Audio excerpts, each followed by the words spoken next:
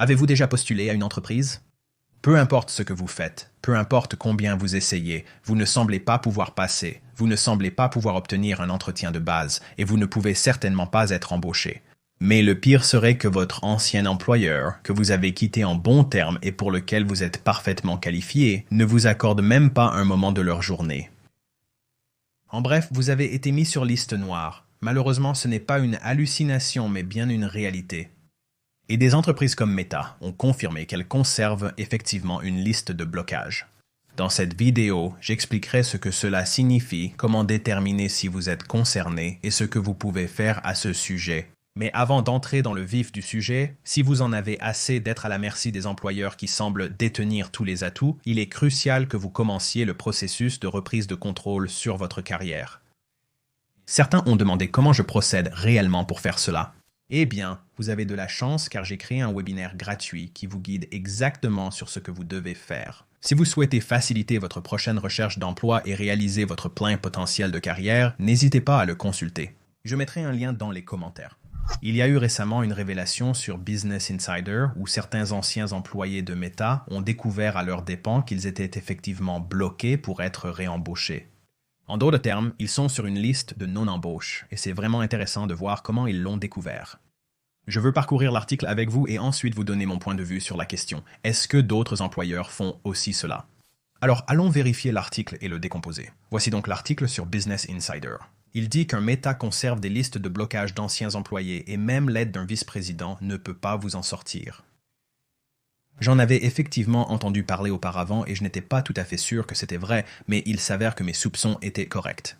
Donc, une exposition vraiment intéressante dit essentiellement que cet ingénieur senior qui s'est retrouvé pris dans les licenciements de 2022 de Meta, cette vague massive de licenciements comme vous vous en souvenez, je pense qu'ils étaient en quelque sorte à l'avant-garde des licenciements. Ils étaient l'une des premières grandes entreprises technologiques à en quelque sorte rompre. Mais ils ont licencié énormément de gens, c'est comme 10 000 personnes et plus, et vous devez garder à l'esprit qu'à l'époque, ces licenciements n'étaient pas considérés comme basés sur la performance. Ils étaient simplement des licenciements de certains groupes d'affaires qui étaient dévalorisés. Donc, beaucoup de gens qui avaient été licenciés étaient, comme il le dit ici, dépassant les attentes, ce qui est l'une des meilleures évaluations sur l'échelle de performance de Meta. Donc, ces personnes dans ce cas avaient été assez anciennes, avaient travaillé pendant 4 ans et avaient reçu cette évaluation. Et il est dit qu'un an avant, l'ingénieur avait obtenu une promotion convoitée dans un rôle technique senior. Donc, ils étaient probablement potentiellement dans un rôle d'ingénieur de niveau principal. Leur travail a donc été salué par leur supérieur hiérarchique, donc la personne 2 niveaux au-dessus d'eux qui leur a dit dans un email que leur contribution était essentielle au succès de l'entreprise. C'est comme si ce genre de choses arrivait si fréquemment où vous recevez ces emails, ces personnes vous disant que vous êtes essentiel à leur succès. Et puis une semaine plus tard, vous êtes licencié ou vous êtes promu et vous obtenez une grosse augmentation ou une grosse prime. Une semaine plus tard, ils décident que vous n'êtes plus précieux pour l'entreprise et vous mettent sur une liste de licenciements. Nous avons vu cela se produire très souvent, c'est presque devenu une louange vide, mais c'est quand même bien de l'avoir. Ils mentionnent que leur licenciement a été justifié comme une simple décision commerciale, une formulation bien connue de beaucoup d'entre nous. C'est une décision purement commerciale, sans lien avec la performance ou des considérations personnelles. Et que de nombreux recruteurs souhaitaient les intégrer dans leurs équipes. Maintenant, cela pourrait effectivement être la vérité que d'autres responsables du recrutement vous veulent effectivement. Ils ont vu votre performance. Ils vous ont vraiment apprécié et tout le reste n'a pas été pris en compte. Ils vous embaucheraient effectivement à nouveau dans leur équipe s'ils en avaient la possibilité. Mais ensuite, ces politiques de ressources humaines interviennent et vous êtes soudainement mis sur liste noire. C'est précisément ce qui leur est arrivé. Il dit donc qu'après avoir postulé, ce gars est maintenant licencié, postulant pour près de 20 postes dans l'année suivant leur départ, l'ingénieur a commencé à remarquer un schéma. Le responsable du recrutement exprimerait son intérêt à les ramener encore une fois. Ils ne sont probablement pas au courant de cette information qu'ils ne sont pas sur la liste de blocage, mais ensuite ils vont même jusqu'à organiser l'appel de présélection avec le recruteur, qui est la première étape de leur processus en plusieurs étapes, et ensuite leur propre recruteur interne pour l'entreprise pour laquelle ils travaillaient. Auparavant, les fantômerait réellement, ce qui est franchement lâche si le recruteur a engagé le candidat et surtout si cela est considéré comme une réembauche et qu'ils ont découvert plus tard qu'ils étaient sur une liste de blocage. ayant les gonades pour faire un suivi et simplement leur dire « Les gens veulent juste une conclusion. Je ne sais pas pourquoi c'est si difficile. » Mais néanmoins, ce gars découvrait apparemment que les recruteurs continuaient à le fantômer. Et évidemment, frustré à juste titre par cela, l'ingénieur demande au responsable du recrutement ce qui se passe. Et c'est le responsable du recrutement qui apprend réellement ce qui se passe. Il dit que l'équipe de recrutement avait interdit au responsable du recrutement de contacter l'ingénieur parce qu'ils étaient jugés inéligibles pour être réembauchés. Autrement dit, ils ont été déshonorés pour une raison ou une autre. N'oubliez pas que cette personne a démissionné de cet emploi. Sous le prétexte qu'ils étaient un contributeur de grande valeur, le manager de niveau intermédiaire, donnant ce super feedback. On leur a dit que ce n'était pas lié à la performance, donc cette personne se trompe probablement. Et il a dit que c'était la première fois que j'avais une véritable indication que j'étais sur une sorte de liste. Maintenant, apparemment, Meta maintient ces listes internes qui empêchent certains anciens employés de rejoindre l'entreprise. Et ceci selon 5 anciens employés, dont 2 managers. Et il continue que Meta utilise plusieurs systèmes pour suivre l'inéligibilité à la réembauche, y compris une désignation d'attrition non regrettable et un drapeau de non-embauche. Bien que les mécanismes et le nombre de personnes affectées restent flous. Et je peux confirmer que la plupart des entreprises suivent effectivement ces informations, pas nécessairement dans le système de suivi des candidats, mais plutôt dans le système d'information sur les ressources humaines, donc les systèmes où vous êtes embauché et où toutes vos données d'emploi sont stockées. Et chaque fois que nous voulions réembaucher un candidat, quelqu'un qui revenait dans l'organisation, peu importe combien de temps il était employé, nous passons toujours par une vérification et un équilibre. Donc, je devais contacter le département des ressources humaines qui allait ensuite faire leur due diligence et revenir vers nous avec un pouce levé ou un pouce baissé. En tant que recruteur, nous ne pouvions généralement pas voir ce marquage, sauf dans une entreprise où j'ai pu le constater.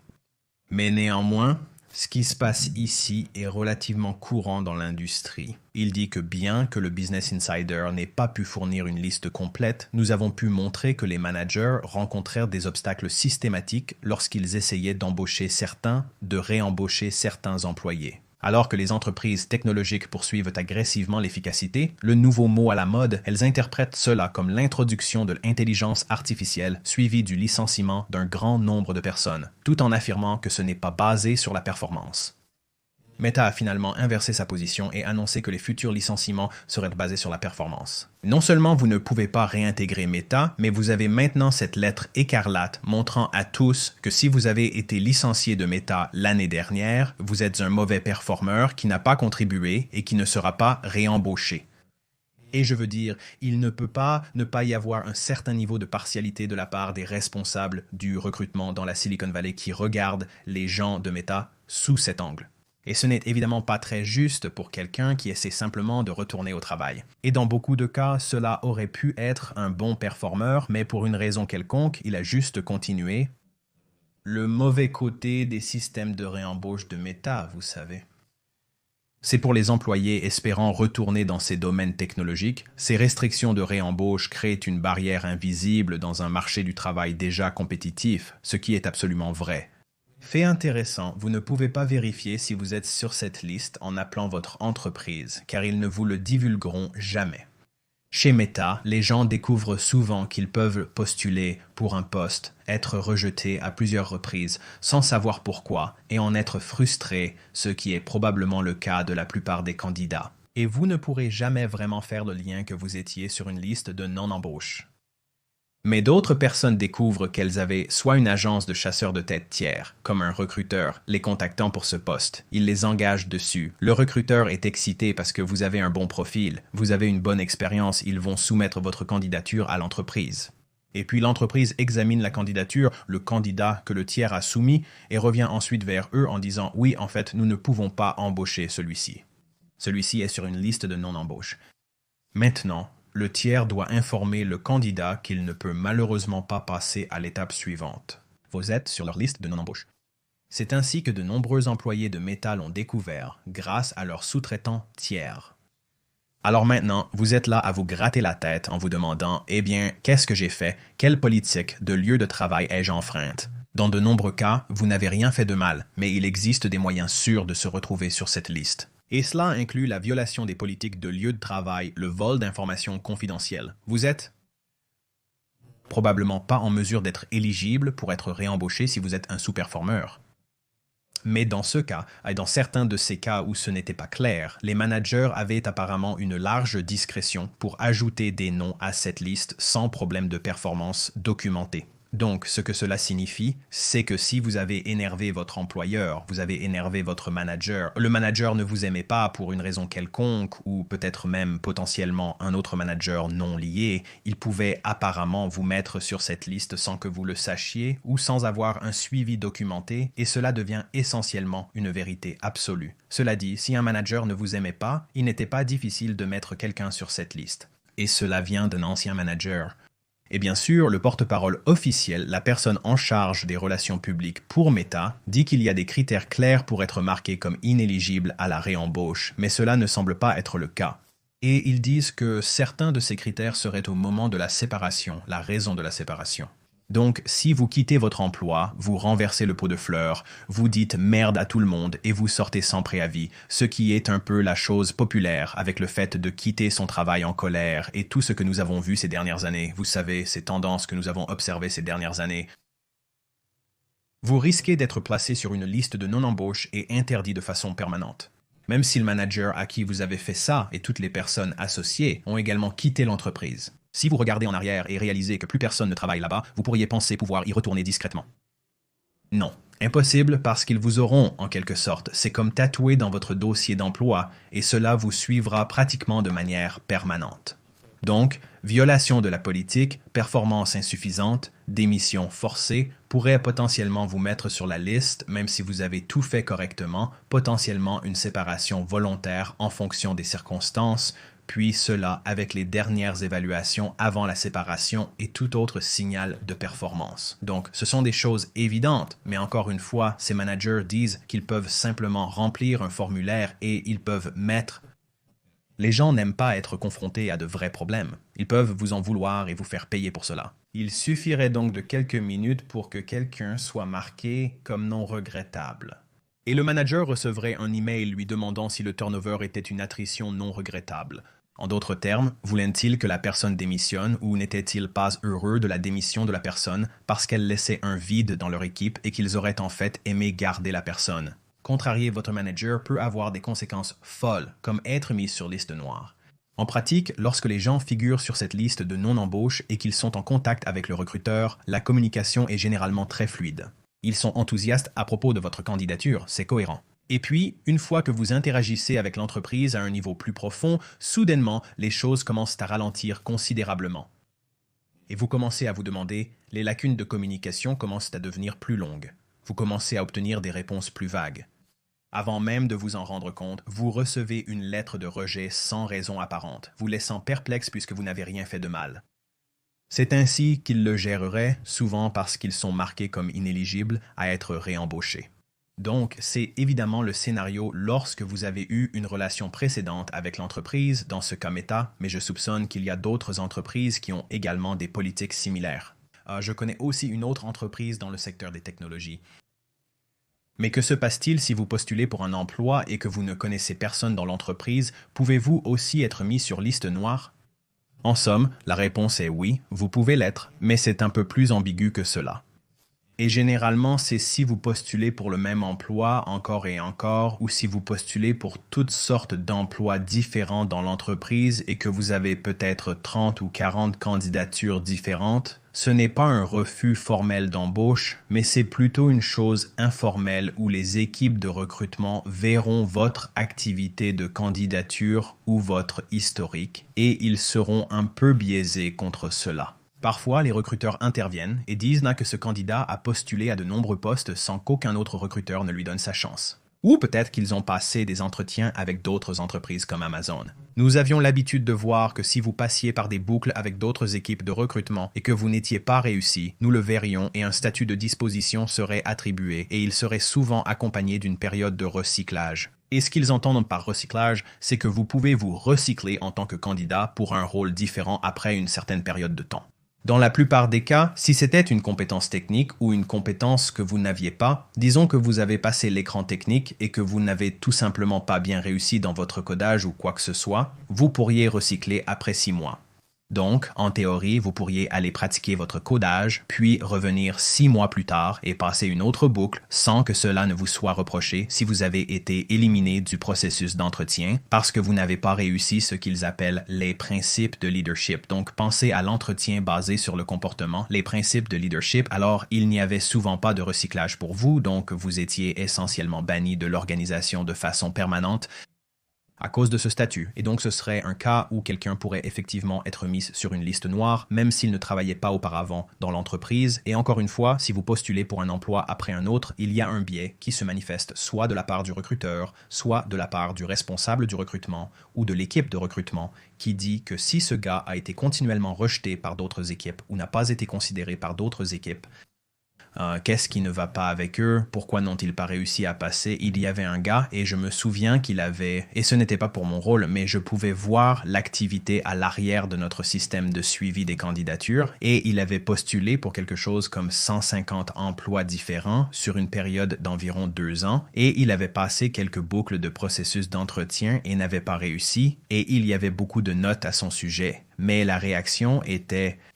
pour les responsables du recrutement quand nous les regardions, c'est bien pourquoi ce gars n'a-t-il pas été embauché par l'une de ces 200 autres équipes et donc en théorie, il était capable de postuler à nouveau pour des emplois et de passer des entretiens pour eux. Mais en pratique, il s'était mis sur liste noire parce qu'il avait postulé à tant de postes. Si vous trouvez une entreprise et un type de travail que vous aimez vraiment, je vous recommande de postuler à plusieurs emplois au sein de cette entreprise. Cela ne veut pas dire qu'il faut craindre de le faire. Mais si vous postulez pour chaque poste qu'ils ont dans leur système de suivi des candidatures, juste pour essayer de mettre un pied dans la porte, cela semble être du spam, surtout si les emplois n'ont aucun rapport entre eux. Autrement dit, vous postulez à ce poste, à cet autre poste et à ce département sans aucun lien. Ce troisième poste n'a aucun lien avec les 2 précédents. Vous envoyez en masse votre curriculum vitae à cette entreprise. Il existe une circonstance où vous pourriez être mis sur liste noire même si vous n'êtes pas techniquement sur liste noire. En dernier lieu, je souhaite aborder comment les employeurs peuvent vous blacklister pour certaines opportunités ou organisations. C'est une référence de porte dérobée, un concept avec lequel vous n'êtes peut-être pas familier. Essentiellement, si vous passez un entretien pour une entreprise et que quelqu'un de l'équipe de recrutement dit « Hé, attendez une minute, je pense que je connais quelqu'un qui a travaillé dans l'entreprise précédente de ce gars. » Ils contactent alors cette personne et disent « Hé, Joe a passé un entretien pour ce poste. Qu'en penses-tu? » La personne partage son opinion. Et j'ai vu de mes propres yeux des références indirectes ruiner plus d'une fois les chances d'un candidat à une opportunité et potentiellement être totalement mis sur liste noire. C'est quelque chose dont vous ne serez probablement jamais au courant car cela se passe en coulisses. Mais sachez que cela arrive, surtout dans les petites industries. Voilà la situation. Certains employeurs utilisent activement une liste de non-embauche et ils l'utiliseront contre vous. Heureusement, je ne pense pas que ce soit une pratique courante. Ce n'est donc pas quelque chose qui m'inquiéterait outre mesure. À moins que vous ne vouliez travailler pour Meta ou une autre grande entreprise technologique. Mais le monde est plein d'autres employeurs, donc il est inutile de pleurer sur les politiques d'une entreprise particulière qui pourrait être un peu ridicule. Je me concentre sur la construction d'une carrière avec une grande conviction et autorité. En d'autres termes, je reprends le contrôle et je n'ai pas de temps pour les employeurs qui jouent à ce genre de jeu.